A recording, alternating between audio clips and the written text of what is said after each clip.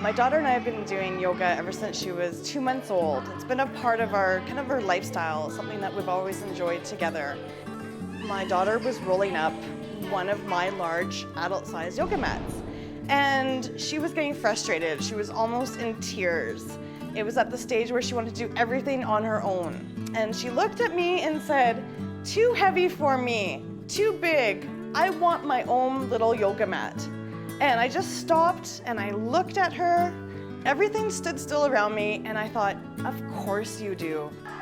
My career as an arts educator and early childhood educator has allowed me to see things through the viewpoint of a toddler and a baby and their perspective and what works for them in terms of space and learning and development. I launched my own little yoga mat in July 1st, 2015, and it is doing really, really good. When I see a room full of babies, toddlers, and preschoolers using my own little yoga mat, it brings me so much joy. That was the whole reason why I wanted to make these mats, was for them to have their own special sacred space, and to see the joy that they have is incredible. Your mat is your space, so when you can allow a child to have their own mat or their own space, then it becomes sort of their thing, and they can bring it into class, and they can take it home, and they can unroll it, and they can practice with their own, sort of areas. Since yoga's caught on popularity, that the mothers and the families and the parents see the benefit for themselves, and then they start to want to introduce their kids. And I think I feel it's gotten younger and younger, and probably in the last maybe 5 years, I've seen sort of a swing to really young kids. The link is the breath to me, and teaching kids how to control their breath and their breathing and their body, it marries this idea that you can control how you feel, you can control how you react.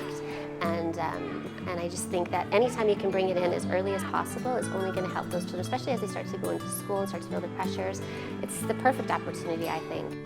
Yoga for kids is not about sitting and meditating necessarily. It's more about movement and creativity and expression and just sort of fostering that, as opposed to this idea that they're going to be sitting on a mat for an hour and meditating. That's just not going to happen. It's teaching her flexibility, control, more self-awareness. It's given her confidence as well on her body and how she interacts with other people. Sarah and I have really enjoyed going to yoga together. It's really brought us closer together, that mother-daughter time. It's also been an opportunity for me to be a role model towards my daughter, teaching her the importance of exercise and stretching and care for your body. She always sometimes just says, "My own little yoga mat," and I'm the inspiration. And I think it's really built this confidence in her that she had something really important to say, and I listened.